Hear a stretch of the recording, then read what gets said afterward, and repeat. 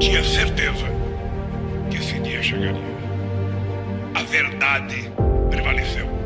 Não importa a situação, a gente sempre toma partido da verdade. Assim, pautamos e somos pautados pela voz das ruas e das redes. Estamos presentes nos momentos de luto e nos momentos de luta, sem deixar de transmitir a esperança. Esse sentimento que, apesar de qualquer análise, teima em tomar conta do coração dos brasileiros e das brasileiras. Daquelas que votam, das que se candidatam e das eleitas. Porque no Brasil da gente, todo mundo merece investimento. Para quem já é da casa, siga em sintonia com a gente. Para quem ainda não é, muito prazer. Fazemos parte da Rede Povo de Comunicação do PT. TV PT. Aqui brilha uma estrela. Meu maior sonho é ter minha casa própria. A única coisa que a gente tem pra gente conseguir alguma coisa é o nome limpo. Até que lançou o Desenrola. Entrei, você só precisa colocar o CPF e aparece todo o seu débito. O Desenrola me deixa planejar um futuro melhor pra mim. Me sinto com gás pra ganhar tudo que 2024 tem pra me dar. E você, tá esperando o quê? Com o Desenrola Brasil, a Luana e milhões de brasileiros já renegociaram suas dívidas com muitas facilidades. Acesse desenrola.gov.br e aproveite. Brasil, União e Reconstrução. Olá, bom dia. Hoje é terça-feira, 13 de fevereiro de 2024. Está no ar o Jornal PT Brasil, com muita informação e luta popular na sua manhã. Eu sou Amanda Guerra e eu falo com você do estúdio da Rede Povo de Comunicação do PT. Nesta terça-feira de carnaval, a gente reapresenta a entrevista com o secretário nacional de comunicação do PT, Gilmar Tato. Ele fala, sobre os 44 anos do partido e o papel da comunicação também do PT com a sua militância. Tem também a reprise da entrevista com o presidente da Embratur, Marcelo Freixo, que comenta o recorde do turismo internacional no Brasil. Gilmar Tato, secretário nacional de comunicação do PT, bem-vindo. Bom dia, Amanda, tudo bem? Tudo ótimo.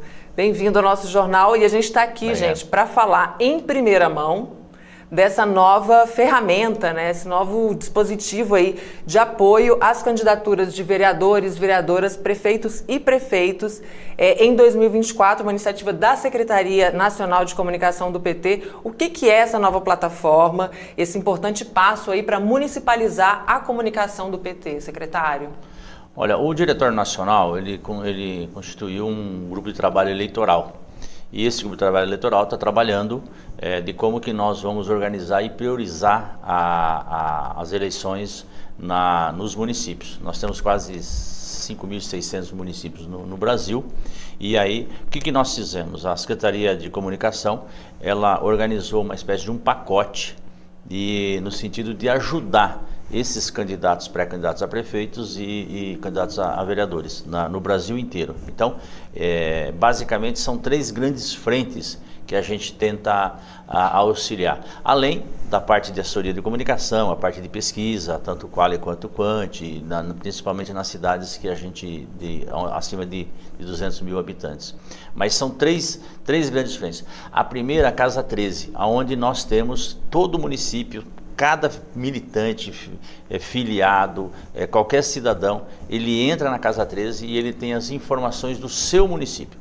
Tudo que o governo federal, tudo que o nosso governo está fazendo e fez no passado, você tem essas informações por município e por área. Quantas famílias foram beneficiadas do Bolsa Família, quantos Luz para Todos foi feito naquele município, quantos farmácia popular, se teve Instituto Federal, se teve alguma UPA. Então, isso tem por município, então pode buscar lá.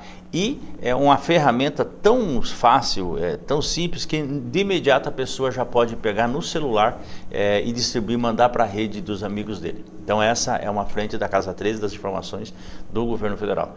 A segunda é onde nós pegamos o vereador, o pré-candidato a vereador, ele pode buscar no site do PT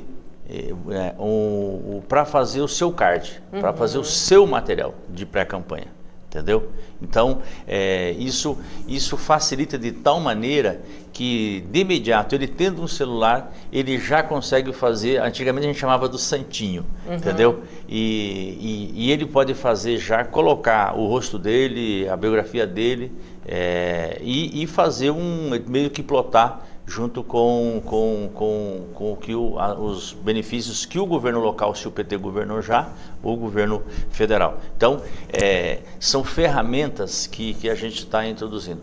A terceira que nós criamos foi um site. Então, ele pode criar o site dele. E esse site, por exemplo, uma das ferramentas, funções do site, o programa de governo local, orçamento participativo, você fazer um programa de governo que envolve toda a cidade. E isso, o site ele organiza, de você fazer o programa de governo através desse site. Então são ferramentas que, além dos aplicativos que nós temos, além daquilo tudo que tem no passado.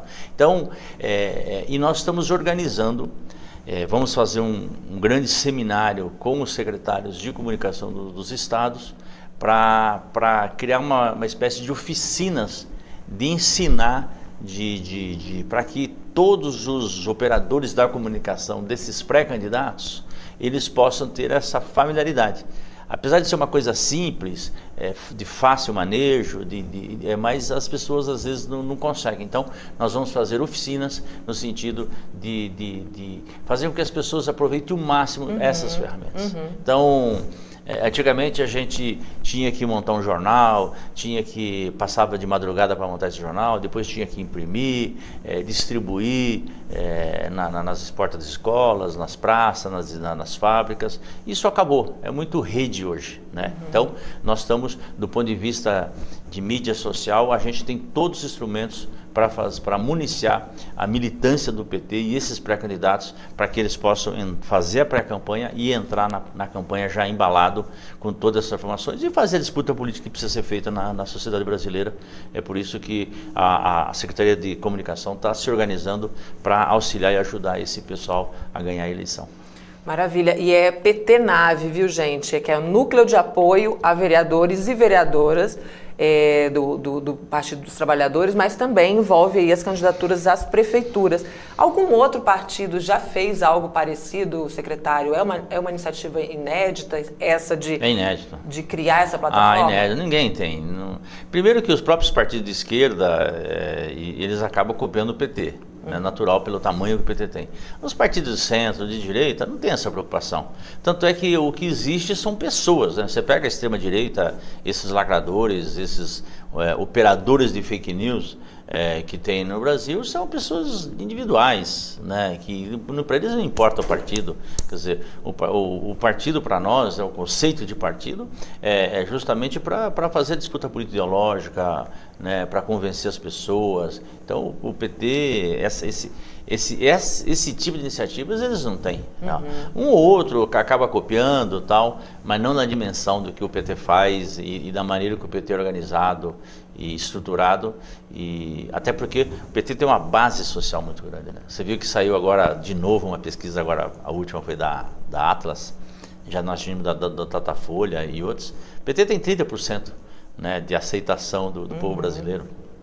O segundo, agora já tem o PL, que é o segundo, mas os outros é quase que insignificante. Então, por isso que nós temos que advogar com esses 30%, que não é pouca coisa, né? É muita gente. Então, você atender esse público de no mínimo 30% todos os dias não é fácil. Por isso que a gente está aperfeiçoando a TV PT, a Rádio PT, essas nossas redes sociais, pedindo para as pessoas interagirem, entrar, divulgar, potencializar cada vez mais, para atingir no mínimo esse público, para atingindo esses 30% para que eles possam se abastecer e ter certeza de que o nosso projeto é melhor para o país. Aí depois a gente faz a disputa com esse outro lado. E a eleição, ela permite isso. O interessante da eleição, além de se debater ideias, permite você dialogar com um setor que geralmente no dia a dia a gente não dialoga, que às vezes não acompanha a política. Por isso que a eleição é um momento privilegiado de a gente aparecer com a cara do PT, com as propostas do PT e com a história do PT. E, secretário, você estava falando dessa disputa ideológica que difere aí, né, da extrema-direita, que fica com fake news, né, aquela lacração nas redes sociais. O PT, ele tem uma proposta que é esse governo participativo e eu queria destacar isso dentro dessa iniciativa da secretaria, que é possibilitar a criação daquela plataforma local de governo participativo. Então, é municipalizar a comunicação mesmo, né, para esse Exatamente. Quer dizer, nós estamos bem organizado, vamos dizer assim, temos que aperfeiçoar, evidentemente, cada vez mais, na nível nacional. O que na verdade, nós temos que territorializar o PT, as ferramentas tecnológicas que nós temos. Então, quando a gente fala desse site, é um site municipal. Para quê?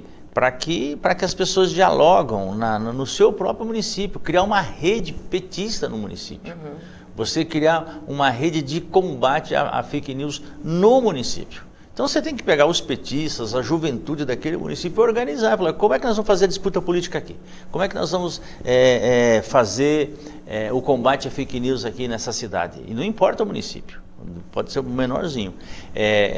Como é que nós vamos fazer orçamento participativo aqui na cidade? Como é que a população vai participar do seu cotidiano, da sua vida? Então, o que nós estamos fazendo é dar ferramenta, dar instrumento para essas pessoas para interagir nesse site, nessas redes.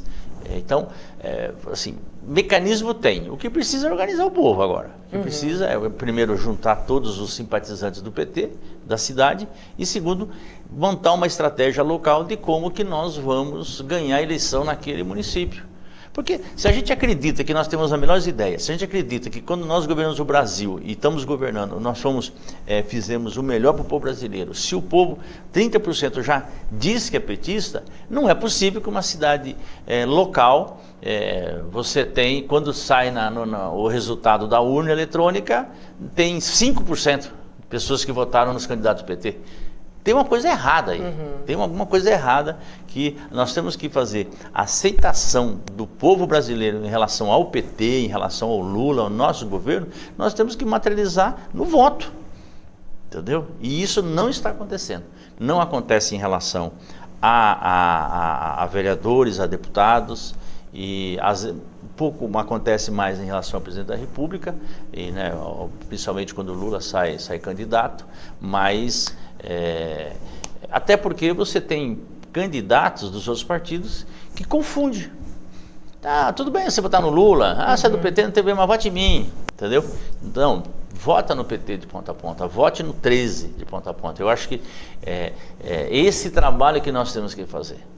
Essa aceitação política que existe na sociedade brasileira, que existe em cada município, fazer com que isso se materialize nos votos dos nossos candidatos, né? Por isso, da importância de falar cada vez mais, de valorizar o que nós fizemos no governo, falar muito do Lula, falar muito do PT, falar muito do 13, e isso é lá na ponta. Não adianta, por mais que a gente faça esforço no sentido de fazer card, manda, mas se não tiver uma organização na base, não resolve, e a gente não vai mudar esse quadro de potencializar a nossa votação em cada município. E preparando, inclusive, para 2026. A organização de 2024, as eleições municipais, ela, na verdade, é a antessala para a disputa 2026, para continuar esse projeto de construção que tão necessário para o Brasil, para o povo brasileiro. E esse trabalho vai para além das equipes também, né, das campanhas, né? A militância tem um papel aí crucial em 2024. Como é que acessa essas ferramentas? Está tudo dentro da Casa 13 ou vai ter um site separado? Não, você acessando a Casa 13 já tem tudo.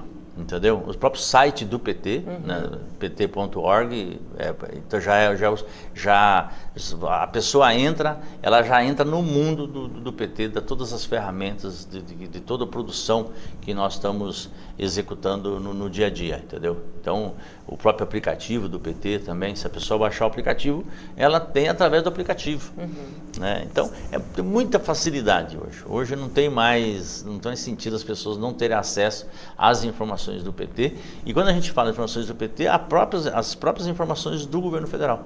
As obras, os programas do governo federal que está na Casa 13, na verdade é o governo federal que está nos subsidiando, passando para nós. Mas está disponível para todo mundo. Só que às vezes o site do governo federal é muito complicado, tem muitas ações, então nós priorizamos as ações do governo federal no município. Por isso que é muito mais fácil você fazer via Casa 13, via o aplicativo do PT. Está simplificado. Basicamente tem aqui uma equipe de comunicação na palma da mão, né, secretário? Exatamente. Acessou a Casa 13, consegue montar card, consegue compartilhar, achar as ações do governo federal por município, então simplificou muito para essa campanha. Eu queria falar agora também dos 44 anos do partido e de como a comunicação do PT evoluiu para acompanhar esses novos desafios do Brasil e também do mundo. Vamos falar um pouco também dessa trajetória, secretário. É uma eterna evolução, né? Você vê que hoje nós temos uma equipe de comunicação fantástica, todo mundo elogiando, profissionais altamente qualificados, equipamentos de primeiro mundo, vamos chamar assim, mas de alta tecnologia, bastante modernos. E nós vamos ampliar ainda mais a área de comunicação do PT, vamos fazer novos programas, fazer programas inclusive de debates políticos, falando de economia, programas na Liga da Juventude, a área cultural. Então nós temos que aperfeiçoar cada vez mais e celebrar agora os 44 anos do PT, dia 10 de fevereiro, cai justamente no carnaval, então acabou atrapalhando um pouco, e a gente está incentivando para que nesses blocos, cada local, cada município, cada bairro, as pessoas saiam com a bandeira do PT, faz os blocos petistas, isso é muito importante. Nós vamos ter uma sessão solene na Câmara Federal, para celebrar os 44 anos do PT, agora no começo de março, e parece que é dia 7 de março. Vai ter um jantar do PT de arrecadação, que a Gleide, nossa tesoureira, está organizando. E está tendo muitas atividades, muitos debates no Brasil inteiro em relação aos 44 anos do PT. Já está bastante adulto o PT, né? E é um partido que já está no 5º mandato, presidente da República. Então, o presidente Lula já é a 3ª vez que ganha a eleição presidente da República, a Dilma 2 vezes, e é o único partido que tem 2 presidentes, né, e vivos, que bom, né, fazendo política. A Dilma está lá nos BRICS, presidente do BRICS, do banco, e o presidente Lula hoje está lá em Minas Gerais, andando o país, fazendo coisa.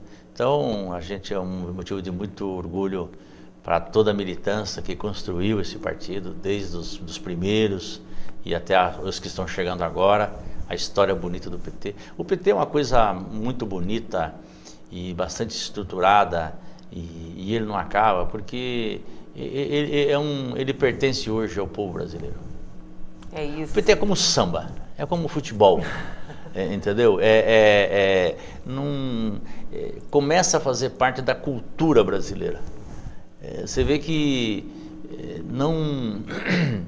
a própria imprensa, a grande mídia, vamos chamar assim, talvez para vender, agora não é nem vender jornal mais, né, mas para poder ter seguidores ou não perder seguidores, precisa polemizar com o PT, entendeu? Você vê que ele se preocupa muitas vezes com as nossas divergências internas do que o PT pensa para fora, entendeu? Partido nenhum. Quem quer saber o que pensa um deputado federal do PL em relação ao partido dele, ao Bolsonaro, a briga entre eles? Ninguém, a própria grande imprensa não vai atrás do PT, porque dá audiência. entendeu?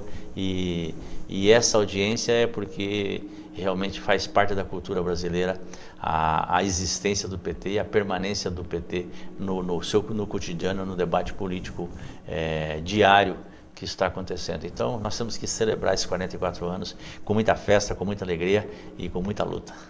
Falando em debate diário também, em bandeiras do partido, aqui o Alberto Quironi pergunta como é que anda a campanha de tarifa zero para as campanhas municipais. Como é que está isso, secretário? Nós fizemos a conferência nacional, fizemos um debate específico sobre a tarifa zero. O diretor nacional já tirou, que é uma proposta do PT sobre a tarifa zero. Eu já tenho no primeiro semestre várias agendas do Brasil inteiro para falar sobre a tarifa zero com nossos pré-candidatos a prefeitos. Tem muito, felizmente o PT, nossos pré-candidatos estão cada vez mais assumindo essa bandeira. E eu tenho dito, o candidato que não assumir a proposta da tarifa zero pode perder a eleição.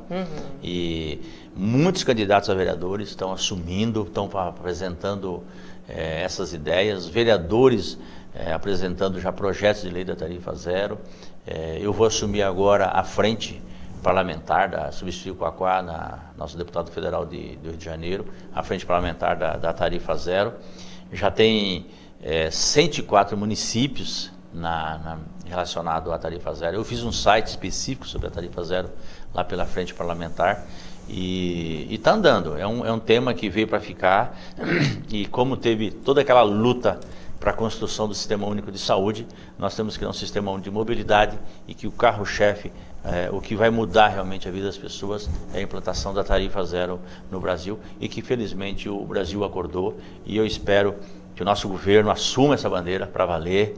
O meu grande esforço como deputado federal do PT é fazer com que o governo federal, os ministros ligados à área, transportes, cidades, fazenda, casa civil, assuma efetivamente a bandeira da tarifa zero e crie mecanismos que eu tenho várias propostas de projetos de lei de como a gente solucionar a viabilidade dos recursos para implantar a tarifa zero nos municípios. Então, mas o que a gente precisa é que o nosso governo assuma realmente essa bandeira, que não assumiu, vamos ser muito claros,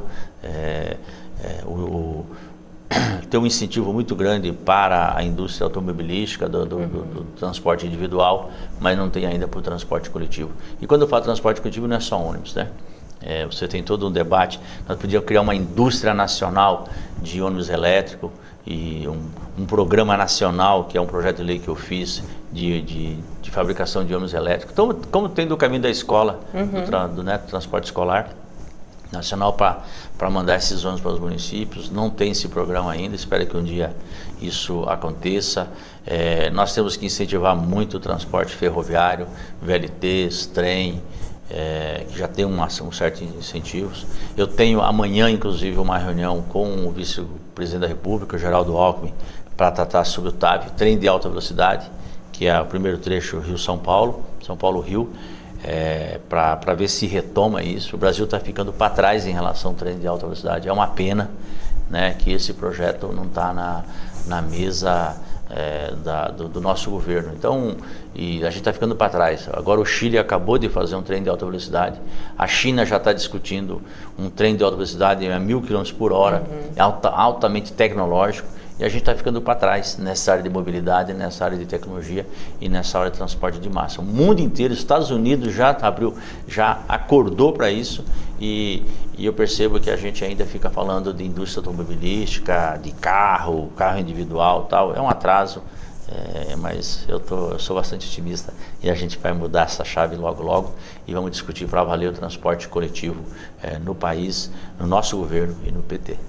Maravilha, secretário. Para encerrar, eu queria seu comentário também dessa notícia que a gente recebeu hoje aqui, ó. Bolsonaro é alvo de operação e a Polícia Federal dá 24 horas para que ele entregue passaporte. E cumpriu também a PF 33 mandados de busca e apreensão, 4 de prisão, detenção de ex-assessores, está mirando ex-generais, né? Foi para Angra dos Reis também procurar documentos do ex-presidente. Queria que o senhor comentasse também essa reviravolta aí hoje, essa surpresa que a gente teve com essa operação. Tava na hora, né? Tava na hora.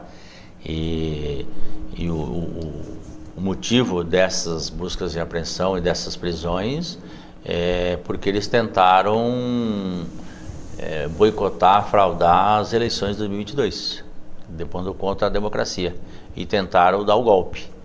Então, a tentativa do golpe, ela foi real. Eles operaram, então nós não estamos falando de um ou dois maluquinhos, né? Nós estamos falando de quem estava presidindo o Brasil. Nós estamos falando do presidente da República, golpista, e que, junto com seus auxiliares, junto com generais, estavam organizando realmente para desqualificar e dizer que havia fraude nas urnas eletrônicas para dar um motivo para o golpe.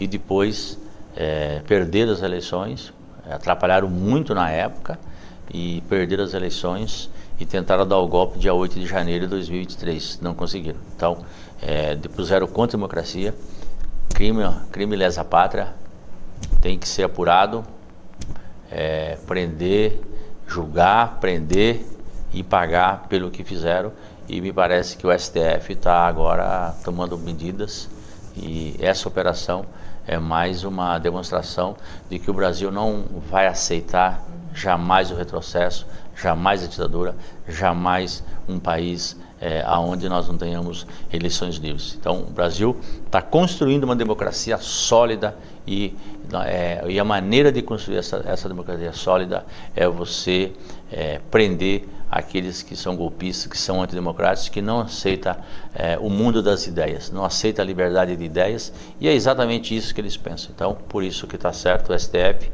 está certo a Polícia Federal de fazer essas buscas e apreensões e apurar o que cada um fez e as suas responsabilidades, e banir da vida pública esse tipo de gente autoritária, antidemocrática, que não privilegia o campo da democracia para defender as suas ideias, e sim o campo da ditadura, do autoritarismo, que nós já temos uma história triste no país de mortes, assassinatos, torturas, e que não pode voltar nunca mais. É isso, ditadura nunca mais, secretário. Ditadura nunca mais. Muito obrigada pela participação aqui com a gente no Jornal PT Brasil. Seja sempre muito bem-vindo. Obrigado. Forte abraço. E a gente já está aqui no nosso estúdio com o nosso convidado, presidente da Embratur, Marcelo Freixo. Bom dia, presidente, bem-vindo. Bom dia, Amanda. Prazer enorme estar aqui com vocês. Prazer é nosso, e a gente dando essa notícia maravilhosa, gente. Olha só, de acordo com os dados divulgados pelo Banco Central nesta segunda-feira, em 2023, o turismo internacional injetou 34,5 bilhões de reais na economia brasileira.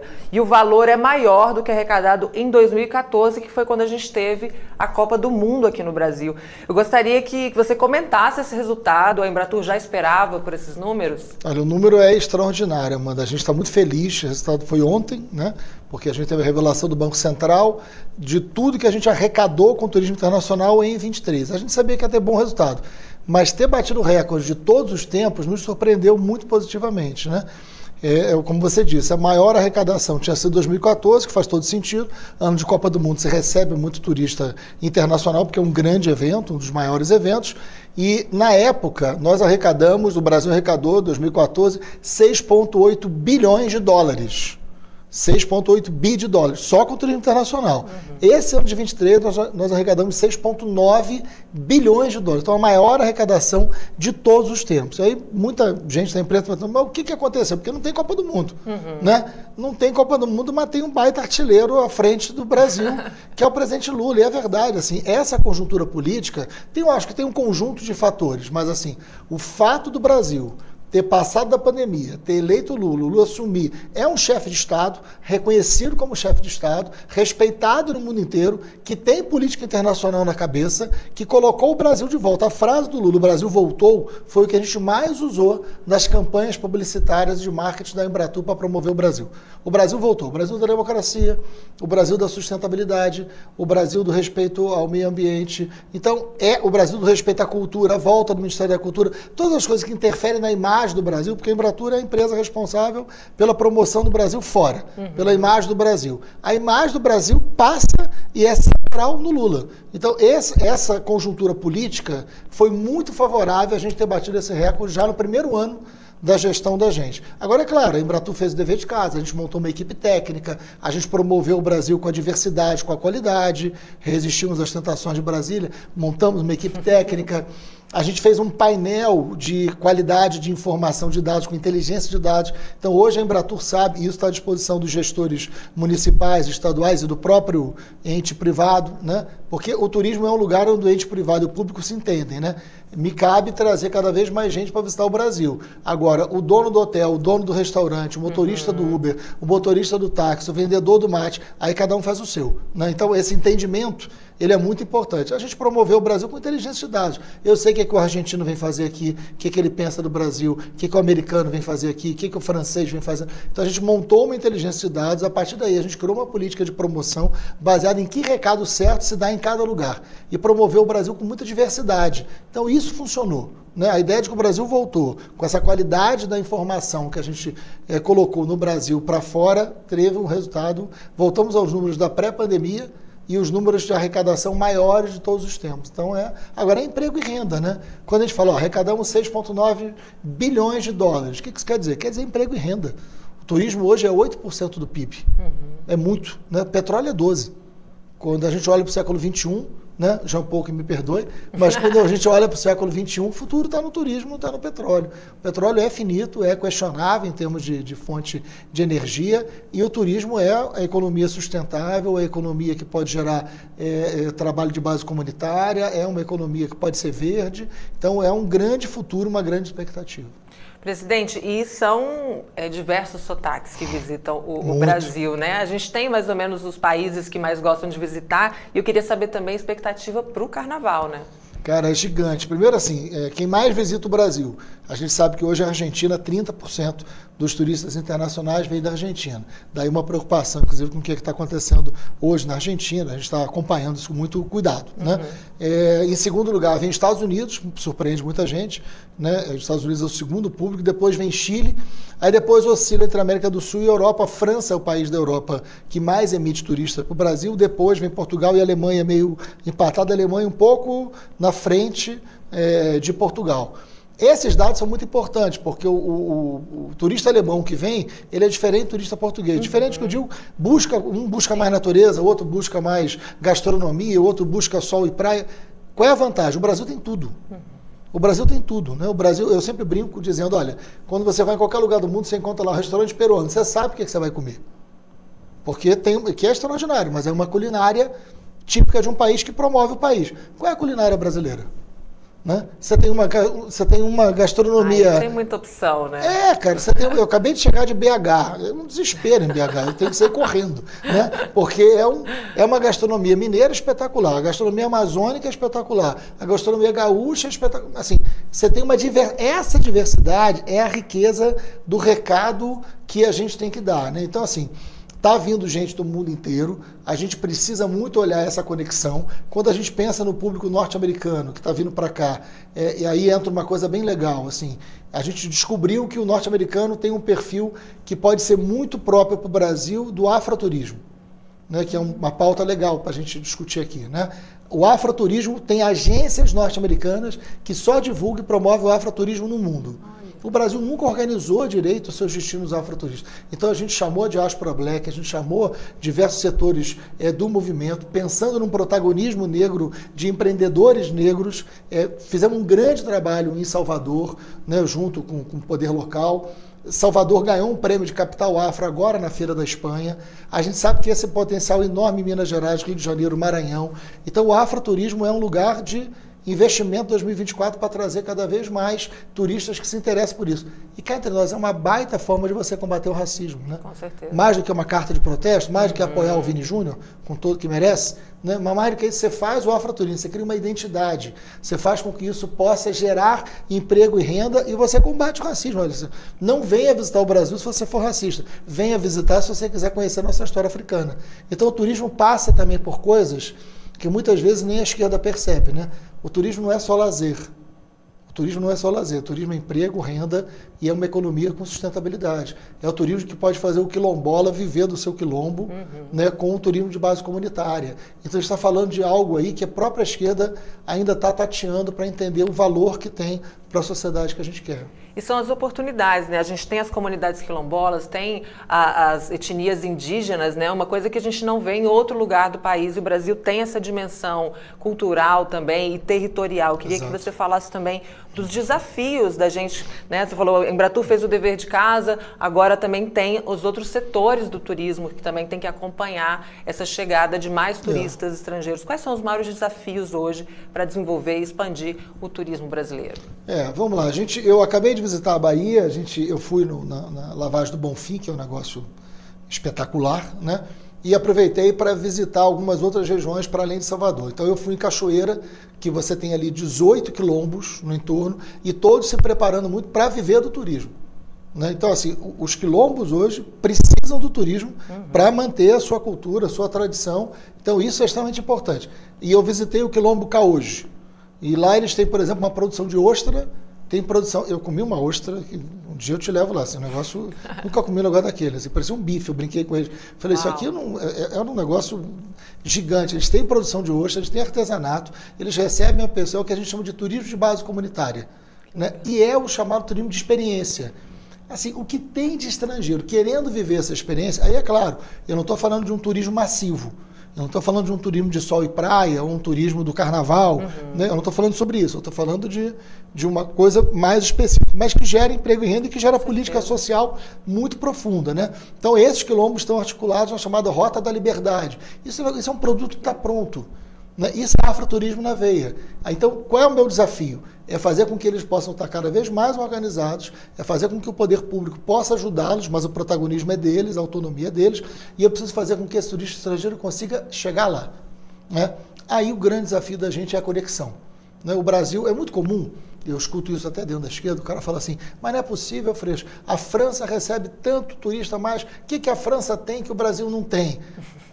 Olha, a França tem a Europa. A França está na Europa. Você chega na França de trem de qualquer país da Europa. Você chega na França de avião, né, com voos que são muito mais baratos, porque você tem uma quantidade de voos muito maior. Então você não compara o mercado europeu com o mercado brasileiro. Porque o mercado brasileiro está na América do Sul. Com 5 horas de viagem, Amanda, eu chego em qualquer lugar da Europa. Com 5 horas de viagem do Brasil, eu estou no meio do oceano. Exato. Né? Então você tem que entender essa realidade para ter política pública de eficiência, para saber com o que a gente está competindo. Então, ampliar os voos, trazer para cá voo low cost, mais barato, fazer com que novas companhias possam vir para cá, recuperar a malha aérea pré-pandemia, isso é super importante. Carnaval, que você tinha tocado, agora vai entrar o carnaval, a gente está na boca do carnaval, né? Um monte de gente já com a cabeça na folia. Nós vamos receber 200 mil turistas internacionais no Brasil.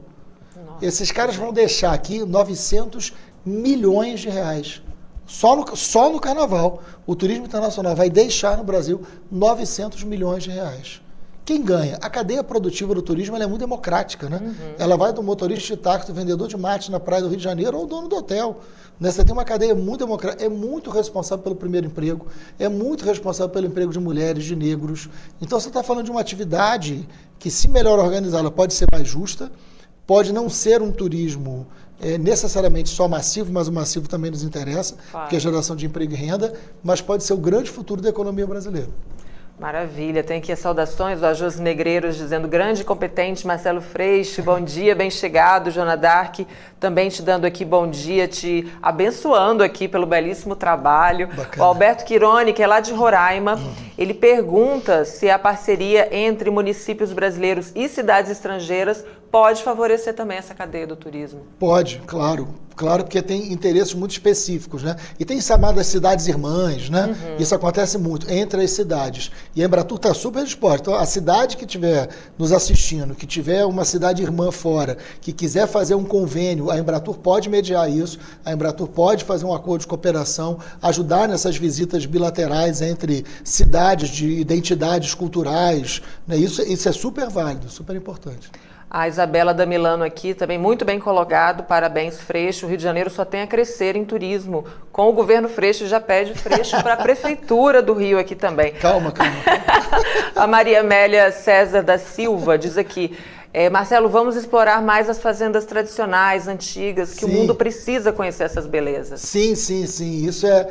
Enfim, você tem uma história do Brasil muito presente. O Rio de Janeiro tem, por exemplo, um município chamado Vassouras, né? Que foi um município muito produtor de café, né? Que tem uma história de afroturismo também muito bacana, que tem fazendas incríveis, tem toda uma rota histórica, né? Que é bacana, isso está no horizonte da gente. E aí tem vários temas diferentes, que Minas Gerais é uma, Rio de Janeiro é outra, mas você tem cidades e fazendas para todo tipo. E aí mexe com gastronomia, mexe com história. E, assim, é impressionante a capacidade que o turismo tem num país com a diversidade do Brasil. Quando você olha um país desse tamanho, mano, dá medo, né? E dá cansaço. Porque dá trabalho, né? Dá trabalho. Né? Mas assim, é um país. Mas essa diversidade é muito impressionante. Você estava falando dos diferentes sotaques que vêm, diferentes sotaques que vêm que encontram diferentes sotaques aqui também. Né? Porque essa diversidade brasileira é extraordinária, né? E, assim, e tem muita diferença rica, né? Que está na gastronomia, mas está na cultura. Tem uma coisa que a gente tem feito na promoção do Brasil, que é muito legal, que a gente fala o seguinte: olha, o Brasil não é só sol e praia. Porque o sol e praia é muito forte na imagem brasileira para fora. Você vai fazer qualquer pesquisa de mercado fora, os caras olham o Brasil muito, tanto é que a imagem principal do Brasil fora é Rio de Janeiro, é Copacabana, é samba, é carnaval. Esse é o imaginário que tem do lado de fora. A gente tem que ampliar isso. Imagina, quem sou eu para falar contra esse imaginário, mas eu quero ampliar. Eu quero que quando fala em Brasil, o cara pense na Amazônia, eu quero que o cara pense no Pantanal, eu quero que o cara pense na gastronomia, eu quero que o cara pense na diversidade brasileira. Então eu tenho que promover essa diversidade. Por isso que a gente fala, ó, o Brasil não é só sol e praia, é também, mas não é só sol e praia. O Brasil é gastronomia, é cultura e é natureza. Tem um negócio legal, assim, quando a gente assumiu, a gente pegou isso aqui devastado, né? Assim, pegou o país devastado. Eu costumo dizer que, a militância adora quando eu falo isso, que a gente pegou 2 anos de pandemia e 4 anos de pandemônio. Com certeza. Né? O casamento entre os 4 anos de pandemônio e os 2 anos de pandemia foi uma tragédia para esse país. Né? Então nós pegamos a Embratur numa situação, primeiro que para dentro, destruída, sem orçamento, e para fora, cara, assim, a imagem do Brasil no mundo era a pior coisa que você podia imaginar. O que o ex-presidente fez com a imagem do Brasil na França, por exemplo, ofendendo a primeira-dama, lembra? Lembro. Desse episódio? É a França, cara, o país que mais emite turistas para o Brasil da Europa. Eles tiraram o Brasil da prateleira. Eles falaram o Brasil...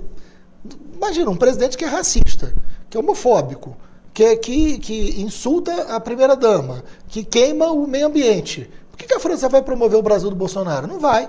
Né? Então, quando o Lula vence, vai à França, repactua com a França, a gente entra na França, faz uma galeria Visit Brasil na França. Chamei jornalistas franceses para o Carnaval do Rio de Janeiro no primeiro mês de gestão da gente. Né? Então a gente repactua, né? O Brasil ganha o prêmio esse ano, além dessa quebra de recordes, o Brasil já se tornou em 23 o maior destino de ecoturismo do mundo, ficamos na frente do México. Maravilha. Então é muito legal, assim, dá muito trabalho, dá, mas cara, quando tem resultado assim, e tem resultado para o nosso governo, para o governo do PT, para o governo do presidente Lula, é muito bacana, assim, porque é a volta do Brasil gerando o Brasil que a gente quer, né? Tem uma frase boa que eu falo sempre, eu falo, ó, não tem um Brasil para o turista e outro Brasil para o brasileiro. É um Brasil só. O Brasil que é bom para o cara visitar tem que ser um Brasil bom para a gente morar. Bom para a gente criar nossos filhos. Né? Então, essa é a lógica. Eu quero que venha mais turista para o Brasil. Aqui isso é melhor. Eu não quero uma ilha de excelência onde o cara vem, entra, vive bem e a vida no Brasil não é. Não. É um projeto só. Maravilha, maravilha, Marcelo Freixo. Tem várias mensagens aqui do público também, elogiando seu trabalho à frente da Embratur. E eu queria mudar um pouquinho de assunto, porque o dia 10 de fevereiro se aproxima, aniversário do partido, 44 anos, um partido jovem, que já venceu 5 eleições presidenciais. Quais são, assim, na sua avaliação, qual é a dimensão do PT para a democracia brasileira, para a conquista de direitos, né, pela luta do povo? Eu sou professor de História, toda a minha formação política na minha juventude foi no PT, né, em Niterói, minha cidade, né, em Rio de Janeiro. Eu fui educador popular, né, então eu me formei, minha militância toda vem da educação popular, trabalhando em presídios, em favelas, essa é a minha origem militante. Né, e o PT foi muito importante, né, nas comunidades de base, nos trabalhos ali nas pastorais. Então, assim, o PT faz parte da minha história afetiva, né, e da minha história de formação política. Né? Então, eu acho que a gente precisa muito, assim... teve um momento que todos sabem, que eu saí do PT por divergência no Rio de Janeiro e muito feliz com a minha volta e com essa construção, muito feliz lá com todos os meus companheiros e companheiras do PT do Rio. E eu acho que a gente precisa olhar muito... Eu acho que essa data...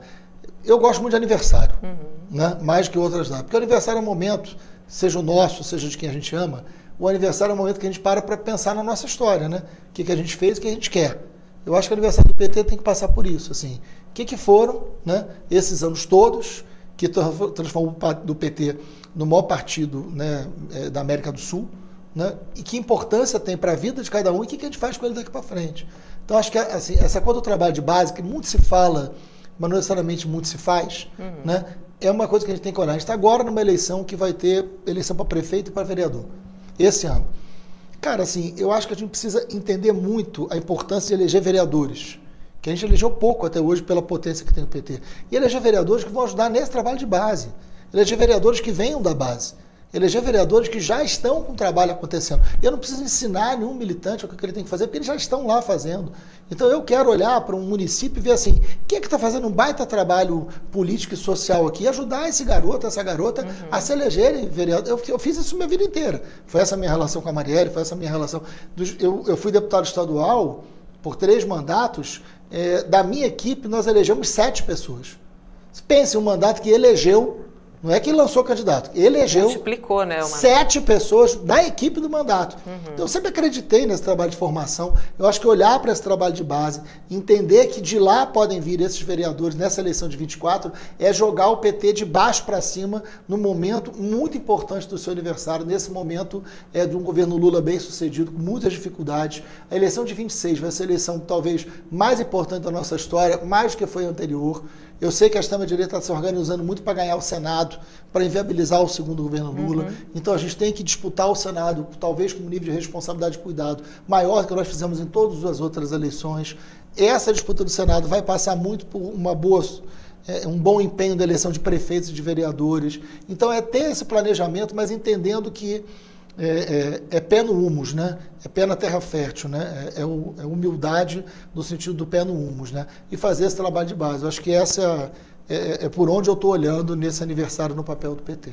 Excelentes perspectivas aí para 2024. Eu agradeço muito sua participação aqui com a gente nessa edição. Obrigada, seja sempre muito bem-vindo ao Jornal PT Brasil. Obrigado pelo convite, prazer enorme, estou à disposição de vocês e visitem a Embratur, é um convite a toda a militância.